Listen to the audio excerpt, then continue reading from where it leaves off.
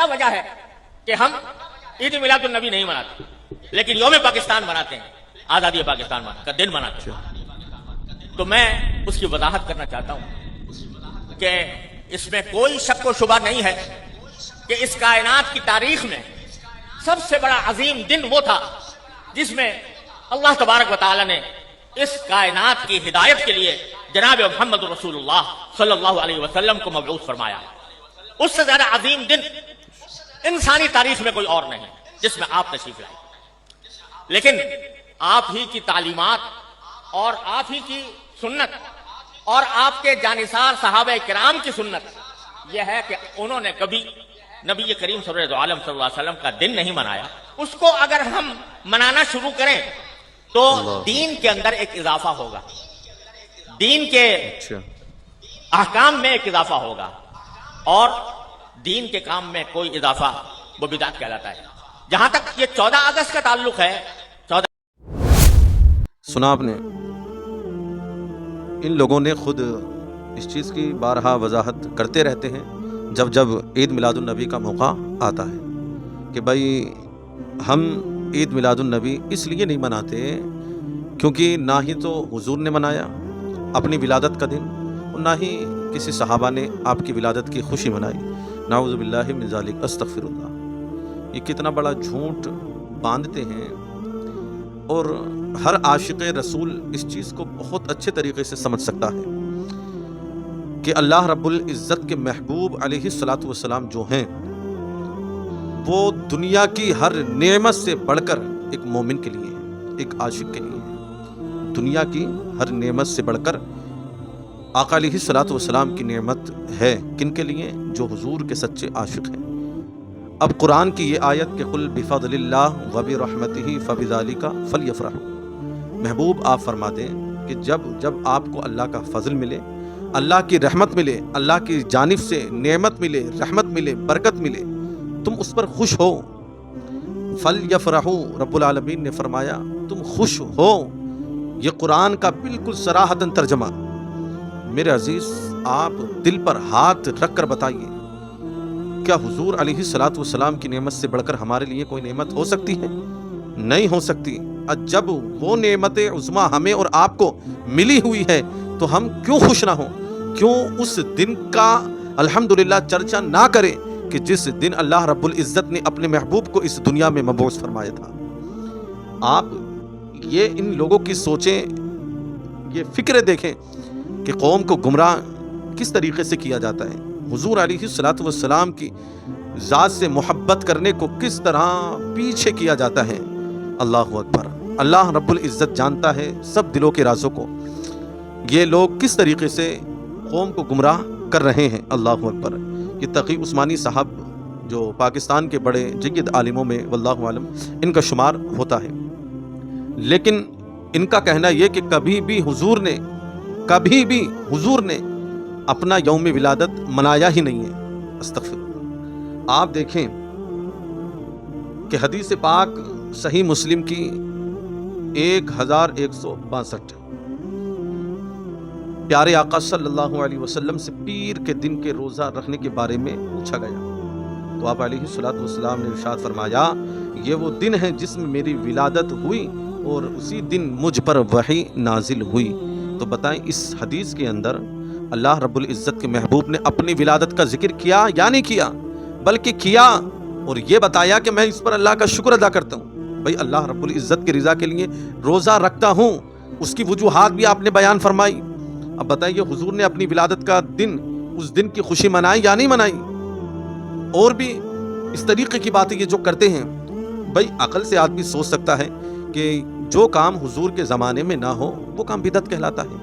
بھائی یہ تو آپ نے کہہ دیا کہ بدعت کہلاتا ہے، کاش اب قوم کو یہ بھی سمجھا دیتے کہ بری بدعت کون سی ہوتی ہے اور بدعت حسنہ کون سی ہوتی ہے، تو آپ کو قوم خود جواب دے دیتی کہ حضور علیہ الصلوۃ والسلام کی ولادت کی خوشی منانا یہ بدعت سیاہ میں تم شمار کر رہے ہو، کیونکہ جو بدعت سیاہ ہو اب اس کو کوئی بھی بنائے یا کوئی قائم کرے، رائج کرے دین کے اندر، اللہ اکبر، وہ سراسر گناہ ہے۔ اللہ اکبر، یہ حق بات ہے، لیکن آپ کوئی بھی ایک عام انسان اس چیز کا سوال کر سکتا ہے کہ بھائی यार ये तो बात आप बता दो कि हुजूर की विलादत के दिन से बढ़कर कोई दिन हो सकता है? हुजूर जिस दिन दुनिया में तशरीफ लाए उस दिन से बढ़कर कोई दिन हो सकता है? जबकि अपनी क्लिप में इस चीज को ये भी कह रहे हैं, लेकिन बात वजाहत के साथ आप यूं समझे कि जब हुजूर अलैहिस्सलातु वस्सलाम की विलादत के दिन से बढ़कर कोई दिन नहीं हो सकता, अल्हम्दुलिल्लाह, तो ये लोग खुशी मनाने से पीछे क्यों रहते हैं? बताइए, हमारा या आपका हक है या नहीं कि उस पर अल्लाह का शुक्र अदा करें? आम इंसान इस चीज़ को जब सवाल करेगा तो बताइए कि भाई अल्लाह रब्बुल इज़्ज़त के महबूब की विलादत के दिन की खुशी मनाना ये बुरा कैसे हो सकता है? क्यों? क्योंकि हर मोमिन जानते कि हुजूर से बढ़कर हमारे लिए अल्हम्दुलिल्लाह कुछ नहीं है। हर चीज़ हमारे आका अलैहिस्सलातु वस्सलाम पर सब कुछ कुर्बान। लेकिन मेरे अजीज़, आप ऐसा क्यों कर रहे हैं?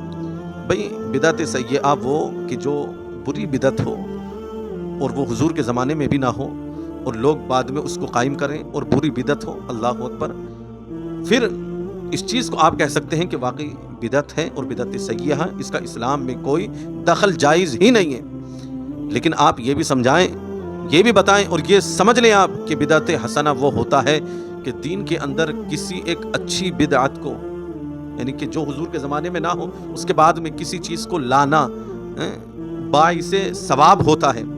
किस्में हैं इसकी कि बिदअत हसना वो कि आप कोई ऐसी बिदअत कायम की, मान लीजिए मसाजिद हैं, इतनी खूबसूरत ये तामीर है, मदारिस आज के वक्त के हैं, कितने खूबसूरत तामीर हैं। कभी हुजूर के ज़माने में इतनी खूबसूरत मस्जिद देखी आपने या सुनी आपने? उस वक्त तो बहुत मतलब मट्टी का दौर था और पथरीला वो इलाका था। इतनी जो आज के वक्त में ये खूबसूरती सब कुछ हमारी और आपकी आंखों के सामने है, अल्लाह अकबर। ये भी अगर आप यूँ शुमार करेंगे कि जो हुजूर के ज़माने में ना था, अल्लाह अकबर, उसको बाद में राइज जो करेगा वो बिदअत कहलाता है। तो अगर आप उससे बिदअत सय्यआ मुराद लेंगे यानी बुरी बिदअत, तो आपको ये सब जो कर रहे हैं, मस्जिद हो, मदरसे हो, कुछ भी हो, ये सब बुरा कहलाएगा।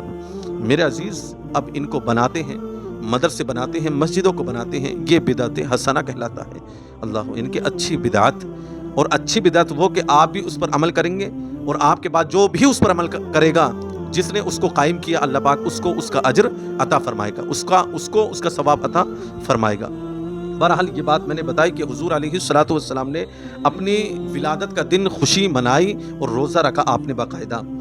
और आप ये देखें, दूसरा नुक्ता और तर्ज अमल हम सहाबा इकराम का उठाकर देखें। सहाबा इकराम रिदवानुल्लाहि ताला अलैहिम अजमाइन, हज़रत अब्बास बिन अब्दुल मुत्तलिब ने नबी करीम प्यारे आका सल्लल्लाहु अलैहि वसल्लम की विलादत के बारे में कसीदा कहा, जिस पर हुजूर ने खुशी का इजहार फरमाया।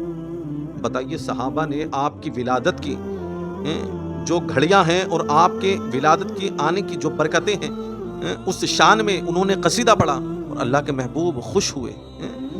अब बताएंगे, विलादत का उन्होंने जिक्र किया या नहीं किया? विलादत की खुशी मनाई या नहीं मनाई? अल्लाह अकबर। ये फिर तुम ये कहो कि नहीं, ये बात नहीं, ये बेवकूफ़ी वाली बातें हैं। अरे यार, क्यों कौम को गुमराह इस तरीके से कर रहे हो? हुजूर की ज़ात से या हुजूर अलैहिस्सलातु वस्सलाम की मोहब्बत से लोगों को पीछे क्यों कर रहे हो?